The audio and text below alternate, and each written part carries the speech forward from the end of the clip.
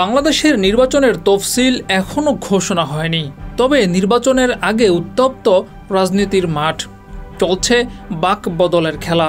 সেই খেলায় কে গোলকিপার আর কে গোল দেওয়ার ভূমিকায় তা যেন একেবারেই অস্পষ্ট। বাক বদলের এই খেলায় দলগুলো ব্যস্ত সময় পার করছে। কেউ প্রার্থী বাছাই করছে, কেউ নিজেদের দাবি আদায়ে সোচ্চার, কেউ জোটের কাজ করে যাচ্ছে। এর মধ্যে সবচেয়ে বড় আলোচনার বিষয়ে পরিণত হয়েছে এনসিপি। শুরু থেকেই দেখা গিয়েছিল এনসিপির সঙ্গে জামায়াতের মিল এবং বিএনপির বিরোধিতা, তবে হঠাৎ করে যেন দিক বদল হয়েছে। এনসিপি নেতারা এখন জামায়াতের বিরুদ্ধে কথা বলছে, জামায়াতের পিআর ইস্যুতে তোলা দাবির বিরুদ্ধে কথা বলছে।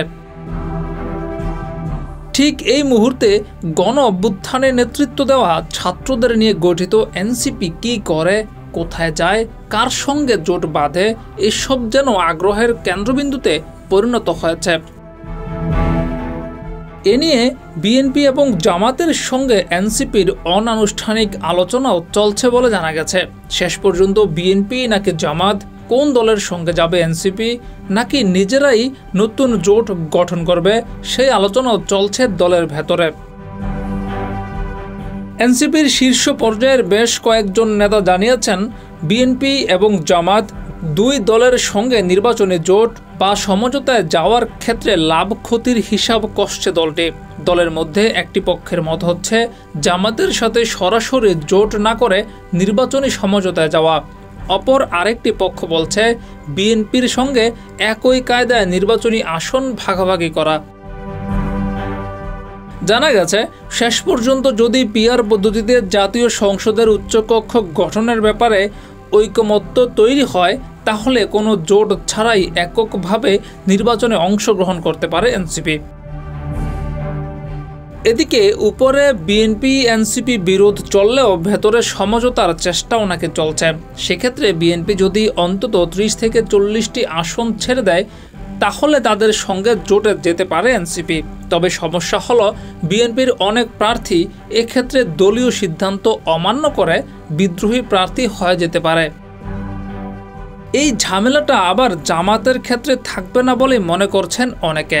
নির্বাচনের মাঠে জামায়াতের সাথে জোট বা আসন সমঝোতা হলে বেশি আসন ছাড় দিতে পারে জামাত। অন্যদিকে জামায়াতের ক্ষেত্রে দলীয় নির্দেশনা অমান্য করে বিদ্রোহী বা স্বতন্ত্র প্রার্থী ভোটে অংশ নেবে না বলেও মনে করে একটি পক্ষ। তবে অনেক নেতা মনে করছে জামায়াতের সঙ্গে জোট করলে দলটি চলে যেতে পারে বিরোধী দলে, আবার জামায়াতের রাজনৈতিক ট্যাগও দলটিকে পিছিয়ে দিতে পারে। সেই দিক বিবেচনা করে একটি পক্ষ জামাতের সঙ্গে আসন বা জোট সমঝোতার বিষয়ে কিছুটা দ্বিধাদ্বন্দ্বে রয়েছে।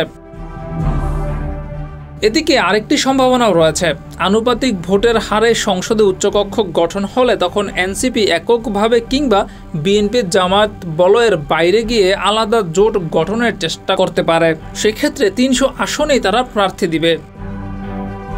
তবে রাজনৈতিক বিশ্লেষকরা বলছেন, রাজনৈতিক দল হিসেবে এনসিপি যদি তাদের জনপ্রিয়তা যাচাই করতে চায়, তাহলে দলটির উচিত এককভাবে নির্বাচনে অংশগ্রহণ করা।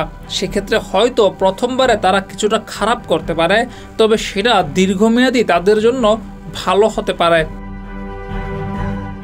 জিয়াউর রহমান, যুগের চিন্তা।